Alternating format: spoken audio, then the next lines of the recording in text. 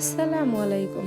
আজকে রান্না করব কচুরলতি দিয়ে ইলিশ মাছ। কচুরলতি দিয়ে ইলিশ মাছ রান্না করার জন্য আমি চুলায় একটা কড়াই বসিয়ে ওর ভিতরে তেল দিয়ে ওর ভিতরে পেঁয়াজ মরিচ দিয়ে দিয়েছি। এবার একটু জিরা ফোড়ন দিয়ে আদা রসুন বাটা দিয়ে দিব, দিয়ে একটু পানি, সামান্য পরিমাণ পানি দিয়ে সে মশলাটা কষিয়ে নেব। একটু যখন আমেজ হয়ে আসবে তারপরে এর ভিতরে দিয়ে দিব হলুদ গুঁড়ো, মরিচ গুঁড়ো, ধনিয়া গুঁড়ো এবং পরিমাণ মতো লবণ। আমি পরিমাণ মতো লবণ দিয়ে দিয়েছি, দিয়ে সুন্দর করে আর একটু পানি দিয়ে মশলাটা কষিয়ে নেব।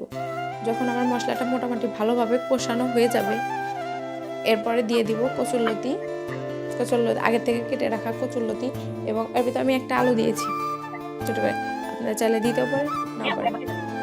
দিয়ে সুন্দর করে নাড়াচাড়া করে ভালোভাবে কষিয়ে নেব।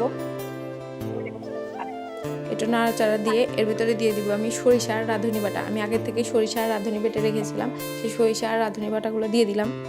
দিয়ে এক ঢাকনা দিয়ে ঢেকে দেব। ঢাকনা দিয়ে ঢেকে একটু পরে আবার ঢাকনা তুলে সেটা আবার সুন্দর করে নাড়াচাড়া দিয়ে মাছগুলো দিয়ে দিব। মাছগুলো আমি আগে থেকে ইলিশ মাছগুলো আমার ফ্রিজে হচ্ছে 2টার মতো ইলিশ, 2 পিসের মতো ইলিশ মাছ ছিল, সেগুলো আমি ছোটো ছোটো করে কেটে নিয়েছি। ছোটো ছোটো করে সেই মাছগুলোর ভিতর দিয়ে সুন্দর করে কষিয়ে নিচ্ছি।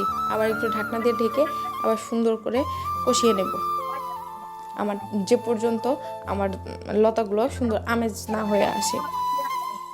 আমি সুন্দর করে আবার ঢাকনা দিয়ে ঢেকে আবার একটু নাড়াচাড়া দিয়ে কষিয়ে নিচ্ছি। মোটামুটি আমার কষানো হয়ে গেছে। এবার হচ্ছে আর একটু পানি দিয়ে আমি এবার হচ্ছে ঢেকে দিব। সুন্দর করে নাড়াচাড়া দিয়ে ঢেকে দিলাম। এবার ঢেকে দিয়ে গরম করবো। আমার তরকারিগুলো হয়ে এসছে, এবার নামিয়ে নেব। এত মজা, একবার টেস্ট ট্রাই করবেন। Thank you.